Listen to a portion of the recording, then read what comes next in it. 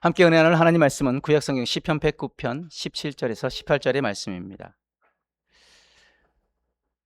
제가 가진 성경으로는 구약성경 885페이지에 있는 말씀이고요.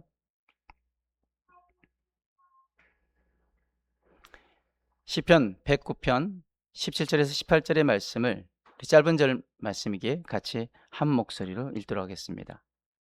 함께 있습니다. 그가 저주하기를 좋아하더니 그것이 자기에게 임하고 축복하기를 기뻐하지 아니하더니 복이 그를 멀리 떠났으며 또 저주하기를 옷 입듯 하더니 저주가 물같이 그의 몸속으로 들어가며 기름같이 그의 뼛속으로 들어갔나이다. 저주가 다시 한번 했습니다. 시작. 그가 저주하기를 좋아하더니 그것이 자기에게 임하고 축복하기를 기뻐하지 아니하더니 복이 그를 멀리 떠났으며 또 저주하기를 옷 입듯 하더니 저주가 물같이 그의 몸속으로 들어가며 기름같이 그의 뼛속으로 들어갔나이다. 함께 읽은 말씀을 가지고 입술 지키기라는 제목으로 함께 은혜를 나누기를 원합니다. 우리 지난주 말씀은 마음 지키기였고 이번 주 말씀은 입술 지키기입니다. 여러분, 우리는 하루에도 참 많은 말을 하며 살아갑니다. 가정에서 말하고 또 직장에서도 말하고 사람들을 만나서 말합니다. 2시간 통화 후 우리 자세한 거 만나서 이야기해 라고 이야기합니다. 그런데 말은 보이지 않지만 놀라운 힘을 가지고 있습니다. 잘하고 있어요. 괜찮아요. 하나님께서 함께 하실 거예요. 이런 말 한마디가 낙심한 사람을 일으켜 세웁니다. 반대로 야, 넌 왜 그거밖에 못해? 아니, 넌 안 돼. 네가 하는 일이 다 그렇지 뭐. 이런 말 한마디가 사람의 마음을 오랫동안 아프게도 합니다. 그래서 성경은 우리의 입술을 중요하게 다룹니다. 오늘 본문 말씀에 그가 저주하기를 좋아하더니 그것이 자기에게 임하고 축복하기를 기뻐하지 아니하더니 복이 그를 멀리 떠났으며 또 저주하기를 옷 입듯 하더니 저주가 물같이 그의 몸속으로 들어가며. 근데 이 말씀 가운데 특별히 눈에 들어오는 표현이 있습니다. 저주하기를 옷 입듯 하더니 라는 말입니다. 여러분, 옷은 우리가 매일 입는 것입니다. 그죠? 혹시 매일 옷 안 입으신 분은 안 계시죠? 네, 매일 우리가 옷을 입습니다. 이 말은 무엇입니까? 저주와 불평과 비난이 어느새 그 사람의 습관이 되었다는 것입니다. 저주하기를 옷 입듯 하더니 라는 말은. 그래서 오늘 우리 말씀 앞에서 우리 자신에게 물어야 합니다. 나는 요즘 어떤 말을 입고 살아가고 있는가? 불평을 입고 있습니까? 원망과 비난을 입고 있습니까? 아니면 감사와 믿음과 축복을 입고 있습니까? 오늘 하나님께서는 우리 입술을 바꾸시길 원하십니다. 저주의 입술에서 축복의 입술로, 불평의 입술에서 감사의 입술로, 사람을 무너뜨리는 입술에서 사람을 살리는 입술로 바뀌기를 바라십니다. 그렇다면 우리의 입술을 지키기 위해서 우리는 어떻게 해야 할까요? 첫 번째, 입술을 감정이 아니라 말씀에 맡기시길 바랍니다. 본문 17절은 말합니다. 그가 저주하기를 좋아하더니 그것이 자기에게 임하고 축복하기를 기뻐하지 아니하더니 복이 그를 멀리 떠났으며. 여기서 중요한 것은 좋아하더니 라는 단어입니다. 이것은 한두 번 말 실수했다는 것이 아닙니다. 저주하고 비난하고 부정적으로 말하는 것이 그 사람의 성향과 습관이 되었다는 것입니다. 여러분, 말도 습관입니다. 늘 불평하는 사람은 무슨 일이 생기면 불평할 것을 먼저 찾습니다. 늘 비판하는 사람은 사람을 만나면 잘한 것보다 잘못한 것을 먼저 봅니다. 반대로 감사하는 사람은 작은 일에도 감사할 것을 찾고, 축복한 사람은 부족한 사람에게서도 가능성을 봅니다. 그러므로 우리의 입술을 그냥 내버려 두어서는 안 됩니다. 말씀으로 훈련해야 합니다. 로마서 12장 14절 말씀은 이렇게 말씀합니다. 너희를 박해하는 자를 축복하라. 축복하고 저주하지 말라. 예수님께서도 누가복음 6장 28절에 이렇게 말씀하십니다. 너희를 저주하는 자를 위하여 축복하며 너희를 모욕하는 자를 위하여 기도하라. 이 말씀 쉬운 말씀입니까? 쉬운 일이에요? 이렇게 하는 것? 쉽지 않은 일입니다. 나를 좋아해 주고 나를 사랑하는 사람을 축복하는 건 쉽습니다. 그러나 나를 오해하는 사람, 나를 비난하는 사람, 내게 상처 준 사람, 나를 무시하는 사람을 축복하는 것 어렵습니다. 내 감정은 따지고 싶습니다. 내 감정은 반격하고 싶습니다. 내 감정은 하고 싶은 말을 다 하고 싶습니다. 그러나 말씀은 우리에게 말합니다. 축복하라. 축복하고 저주하지 말라. 사랑하는 여러분, 하고 싶은 말 다 하는 것이 성숙이 아닙니다. 할 말이 있어도 말씀 때문에 멈출 수 있는 것이 성숙입니다. 아니야, 이 말은 하지 않는 게 서로에게 덕이 되겠어. 이렇게 하고 싶은 말을 멈추는 것도 믿음입니다. 그러므로 나의 입술을 감정에 맡기지 말고 말씀에 맡기시길 바랍니다. 말씀이 말하는 대로 순종하시길 바랍니다. 감정이 아니라 말씀에 우리 입술을 맡기길 바랍니다. 두 번째, 예수님처럼 사람을 살리는 말을 하시길 바랍니다. 우리의 입술이 축복의 입술이 되기 위해서 우리는 누구에게 말하는 법을 배워야 할까요? 바로 예수님께 배워야 합니다. 우리 예수님은 때론 가르치시기 위해 책망도 하셨지만 예수님의 모든 말씀은 사람을 살리고 회복시키시고 일으키시는 생명의 말씀이셨습니다. 마가복음 10장을 보면은 사람들이 어린아이들을 예수님께 데리고 옵니다. 자신의 자녀들을 막 예수님께 데리고 와서 예수님의 축복을 받으려고 하는데 제자들이 그들을 꾸짖습니다. 그런데 예수님께서는 그 아이들을 받아주셨습니다. 그리고 마가복음 10장 16절에 이렇게 말씀하십니다. 그 어린아이들을 안고 그들 위에 안수하시고 축복하시니라. 예수님께서는 어린아이들을 안으시고 그 머리 위에 손을 얹고 축복하셨습니다. 특별히 우리 부모님들이 이 모습을 기억했으면 좋겠습니다. 자녀가 잘했을 때만 축복하지 마시길 바랍니다. 성적이 좋을 때만 축복하지 마시고 실수했을 때도 축복하시길 바랍니다. 물론 잘못된 행동은 가르쳐야 합니다. 그러나 행동을 바로잡는 것과 그 사람의 존재를 공격하는 것은 다릅니다. 네가 오늘 한 행동은 잘못한 행동이야. 이것은 가르침입니다. 그런데 넌 왜 맨날 그 모양이니?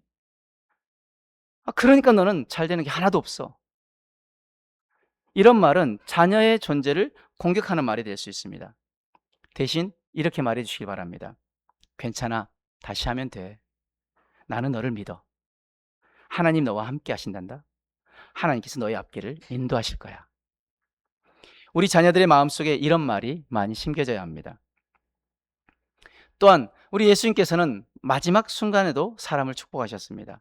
누가복음 24장을 보면 예수님께서 손을 들어 제자들을 축복하시면서 하늘로 올라가셨습니다. 그런데 지금 그 예수님 앞에 있던 제자들 완벽한 사람들이었습니까? 아닙니다. 예수님이 사랑하시는 제자 베드로도 예수님을 3번이나 부인했고 다른 제자들은 십자가 앞에서 모두 도망갔습니다. 그런데 부활하신 예수님께서 그들의 실패를 마지막 말로 남기지 않으셨습니다.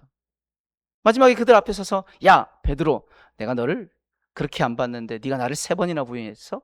야 안드레 너도 내가 그렇게 사랑하고 했는데 너 도망갔잖아 라고 예수님이 그들을 책망하신 것이 아니라 어떻게 해요? 예수님께서는 그들을 축복하시면서 축복하시는 그 모습 그대로 하늘로 올라가셨다고 말합니다.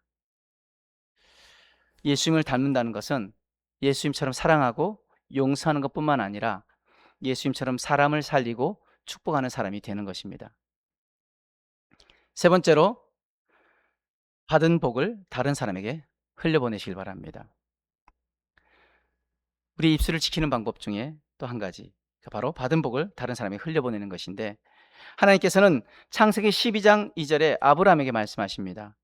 내가 너로 큰 민족을 이루고 내게 복을 주어 내 이름을 창대하게 하리니 너는 복이 될지라. 이 말씀 사람들이 너무 좋아해서 자녀들의 이름을 창대라고 이름 짓기도 하죠. 근데 이 말씀 가운데 중요한 말씀은 바로 너는 복이 될지라입니다. 하나님께서 아브라함에게 복을 주신 것은 아브라함에게서 복이 멈추게 하시려는 것이 아니었습니다. 아브라함을 통해 다른 사람에게 복이 흘러가게 하시는 것이었습니다. 그래서 믿음의 사람은 복을 움켜쥐는 사람이 아니라 복을 흘려보내는 사람입니다. 그 축복은 이삭에게 흘러갔고 야곱에게 흘러갔고 다시 다음 세대에 흘러갔습니다. 창세기 27장 28절을 보면 이삭이 이제 야곱의 앞날을 축복하는데 이렇게 축복합니다. 하나님은 하늘의 이슬과 땅의 기름짐이며 풍성한 곡식과 포도주를 내게 주시기를 원하노라. 자신이 아버지에게 받았던 그 축복을 자녀에게 그대로 물려주면서 하나님의 축복으로 그 아들을 축복한 것입니다. 그리고 세월이 흘러 야곱도 늙어서 자기의 자녀들을 축복합니다. 12아들 다 불러서 축복하면서 특별히 요셉을 향하여서는 창세기 49장 22절에 이렇게 축복합니다. 요셉은 무성한 가지 곧 샘 곁에 무성한 가지라 그 가지가 담을 넘었도다. 얼마나 아름다운 축복입니까? 뭐라고 말하죠? 요셉아, 너는 무성한 가지란다. 그 무성한 가지가 되어질 것이란다. 내 인생을 통해서 다른 사람에게 그 복이 흘러가게 될 거야 라고 지금 그 아버지가 아들 요셉에게 축복하는 것이죠. 그런데 우리가 여기에서 한 가지 기억해야 합니다. 요셉의 인생이 언제나 평탄했던 것만은 아닙니다. 형들에게 미움받았고요, 또 구덩이에 던져졌습니다. 우리 지난 어린이 캠프 가운데 주제가 바로 이 요셉에 대한 주제였었는데 그 형들에 의해서 또 노예로 팔려갑니다. 이제 좀 노예로 팔려간 집에서도 그래도 어느 정도 인정받고 좀 잘 되나 싶었는데 억울하게 누명 쓰고 감옥까지 갑니다. 여러분, 그런데 그 요셉을 향하여서 아버지가 축복하는데 어떤 축복입니까? 너는 무성한 가지가 될 거야. 너의 인생을 통해 다른 사람에게 복이 흘러갈 거야. 근데 그 요셉의 인생이 그렇게 계속 복된 인생이었느냐? 아니었죠. 어려운 가운데도 있었습니다. 그러므로 성경이 말하는 축복은 앞으로 아무런 어려움도 없을 거야 라는 뜻이 아닙니다. 야곱은 창세기 49장 25절에서 그 축복의 근거를 이렇게 말합니다. 내 아버지의 하나님께로 말미암나니 그가 너를 도우실 것이요 전능자로 말미암나니 그가 내게 복을 주실 것이라. 위로 하늘의 복과 아래로 깊은 샘의 복과 젖먹이는 복과 태의 복이리로다. 아멘. 야곱이 그 아들 요셉을 축복하면서 그 축복의 근거가 누구에게서라고 말합니까? 내 아버지 하나님께로 말미암나니 전능자로 말미암나니 그가 내게 복을 주실 것이고 그가 너를 도우실 것이다. 여러분, 여러분을 축복합니다. 하나님께서 여러분을 도우실 것이고 하나님께서 여러분을 복 주실 것입니다. 위로 하늘의 복과 아래로 깊은 샘의 복과 젖먹이는 복과 태의 복을 주실 것입니다. 그 복이 있기를 축복합니다. 근데 축복은 어려움이 없는 인생을 약속하는 것이 아니라 어떤 형편 속에서도 하나님이 함께 하시고 도우시기를 구하는 것입니다. 그래서 자녀를 축복할 때도 단순히 성공해라, 돈 많이 벌어라, 좋은 일만 생겨라 이렇게 말하는 것보다 더 귀한 축복이 있습니다. 하나님께서 너와 함께 하시길 바란다. 어려움을 만나도 하나님께서 너를 붙들어 주시길 바란다. 네가 어디를 가든지 어디에 있든지 믿음을 잃지 않기를 바란다. 너를 통해 다른 사람이 복을 받기를 바란다. 이런 말이 우리 자녀들을 축복의 사람으로 세워가는 것입니다. 여러분, 세월이 지나면 부모가 자녀에게 해줄 수 있는 것 점점 줄어듭니다. 어릴 때는 손잡고 원하는 곳 다 데려다 줬습니다. 그러나 언제까지 그 손을 잡고 이끌어 줄 수는 없습니다. 자녀가 가야 할 길을 부모가 대신 걸어줄 수도 없습니다. 그러나 끝까지 해줄 수 있는 것이 있습니다. 바로 기도입니다. 그리고 믿음으로 축복하는 것입니다. 그래서 우리의 자녀들에게 물려줄 귀한 유산은 재산만이 아닙니다. 교육만도 아닙니다. 부모의 믿음의 기도와 그리고 축복의 말입니다. 그리고 그 부모의 믿음을 그 자녀들이 보고 자랄 수 있게끔, 그래서 믿음의 유산이 아름답게 물려질 수 있게끔 그렇게 우리가 그 자녀들의 삶 가운데도 본이 되어야 되고, 또한 우리의 축복의 말들이 우리의 자녀들 가운데 그들의 삶을 온전히 믿음으로 세워갈 줄 믿습니다. 기도하시길 바랍니다. 자녀들 위해서 축복하시길 바랍니다. 네. 근데 또 우리가 축복할 수 있는 것 무엇입니까? 하나님께서 민수기 6장 24절 26절에 제사장들에게 이스라엘 백성들을 이렇게 축복하라고 말씀하십니다. 여호와는 내게 복을 주시고 너를 지키시기를 원하며, 여호와는 그의 얼굴을 내게 비추사 은혜 베푸시기를 원하며, 여호와는 그의 얼굴을 내게로 향하여 드사 평강 주시기를 원하노라 할지라. 여러분, 지금 제사장들에게 이스라엘 백성들을 축복하라고 하시는데, 하나님이 너에게 복을 주시고 너를 지키시며, 하나님 그 얼굴을 너에게 비추시고 은혜 베푸시기를 원하며, 하나님은 그 얼굴을 내게로 향하여 드사 평강 주시기를 원하노라. 그런데 이 말씀에 이어서 27절에 이렇게 말합니다. 그들은 이같이 내 이름으로 이스라엘 자손에게 축복할지니 내가 그들에게 복을 주리라. 여기서 우리가 기억해야 할 것은 이것입니다. 사람은 축복하지만 그 복을 주시는 분은 누구시다? 하나님이시라는 것입니다. 그런데 이 축복, 제사장이 하는 축복이니까 목사님만 하는 축복이라고 생각하시는데, 아니요. 여러분, 지금 제사장은, 구약시대 제사장은 레위지파 가운데 하나님 특별하게 세우신 지파, 특별하게 또 하나님께서 인정된 사람들만 할 수 있었습니다. 그러나 예수님께서 십자가에 피 흘려 죽으시고 이제 하나님과 우리의 사이에 막혀있는 담을 허신 후로는 우리가 하나님 앞으로 나아갈 수 있습니다. 누구든지. 그전에는 제사장만 하나님 앞으로 나아갈 수 있었는데, 그러므로 이제 우리는 무엇이 되었습니까? 왕 같은 제사장이라고 말씀은 우리를 표현합니다. 그러므로 우리가 제사장이기에 제사장인 우리가 사람들을 축복할 수 있습니다. 또 자녀를 축복할 수 있고요. 누구나 이 축복을 할 수 있다는 것입니다. 그런데 기억해야 할 것은 축복은 주문이 아닙니다. 내가 좋은 말을 하면 그대로 이루어진다는 뜻이 아닙니다. 축복한다는 것은 그 사람을 하나님 손에 맡기는 것입니다. 하나님, 이 사람에게 은혜를 베풀어 주십시오. 하나님, 이 사람의 앞길을 인도해 주십시오. 하나님, 우리의 아이를 하나님께 맡깁니다. 하나님, 하나님이 지켜주십시오. 이것이 성경적인 축복입니다. 그러므로 우리 자녀들에게 물려줄 가장 귀한 유산 가운데 하나가 바로 부모의 축복의 말입니다. 하나님께서 너와 함께 하실 것이다. 어려움이 와도 하나님 너를 붙드실 것이다. 너를 통해 다른 사람들이 복을 받게 될 것이다. 우리 가정에 이런 축복의 말이 많아지기를 축복합니다. 아침에 자녀가 학교 갈 때 조심히 다녀와, 이렇게만 말하지 마시고 한마디를 더 하시길 바랍니다. 오늘도 하나님께서 너를 지켜주시길 바래. 또 직장 가는 배우자에게도 수고해, 이렇게 그냥 그 한마디로 끝내지 마시고 한마디를 더 해보시길 바랍니다. 오늘 하나님께서 당신에게 은혜 주시길 바래요. 처음엔 조금 어색할 수 있습니다. 평소에 하지 않던 말을 하면 아이들이 웃을 수도 있습니다. 엄마 이상해. 배우자가 갑자기 왜 그래? 뭐 잘못 먹었어? 이렇게 말할 수도 있습니다. 그래도 괜찮습니다. 계속 하다 보면 그것이 우리 가정의 언어가 되어지는 것입니다.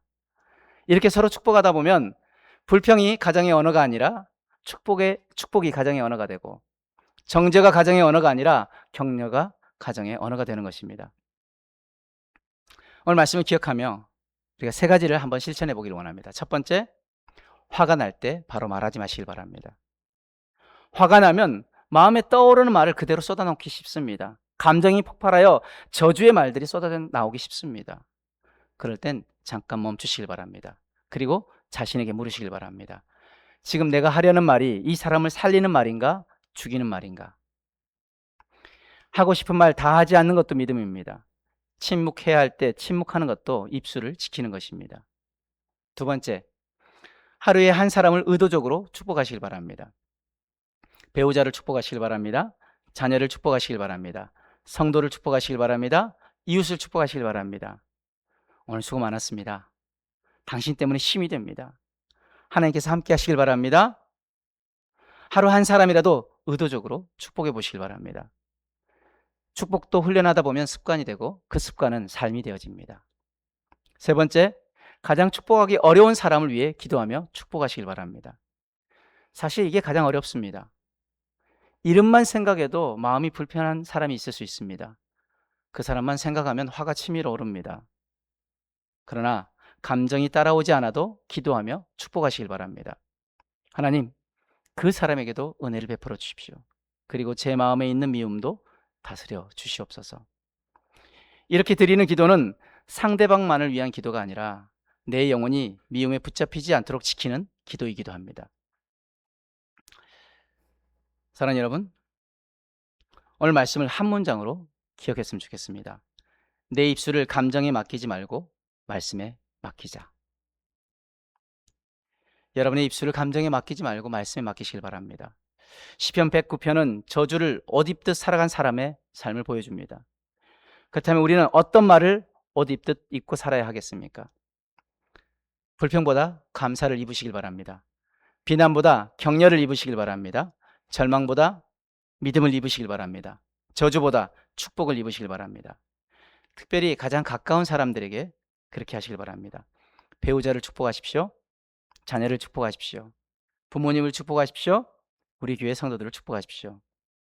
그리고 나를 힘들게 하는 사람도 하나님 손에 맡기며 기도하며 축복하시길 바랍니다. 그런데 축복한다는 것은 잘못까지 괜찮다고 말하는 것은 아닙니다. 잘못은 잘못이라고 말할 수 있고 필요한 권면도 할 수 있습니다. 그러나 그 사람의 존재를 저주하지 않는 것입니다.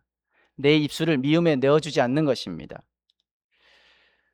말은 한 번 입 밖으로 나오면 다시 주워 담을 수 없습니다. 그러므로 오늘부터 우리 입술을 지키길 원합니다. 그리고 이렇게 고백하길 원합니다.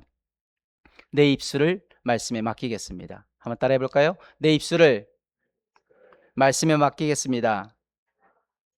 한 번 더 고백해 보길 바랍니다. 나는 축복하는 사람이 되겠습니다. 네, 축복의 사람도 되어야 하지만 축복하는 사람도 되어야 합니다. 사랑하는 여러분, 우리의 입술이 가는 곳마다 사람이 살아나길 바랍니다. 낙심한 사람이 힘을 얻고 상처 입은 사람이 위로받고 자녀들이 믿음으로 일어나고 우리 가정과 교회가 사랑으로 세워지기를 바랍니다. 저주를 입지 말고 축복을 입으시길 바랍니다. 그리고 만나는 사람들에게 그 축복을 흘려보내시길 바랍니다. 저 여러분 모두가 그런 축복의 통로가 되어지길 주님의 이름으로 축복합니다.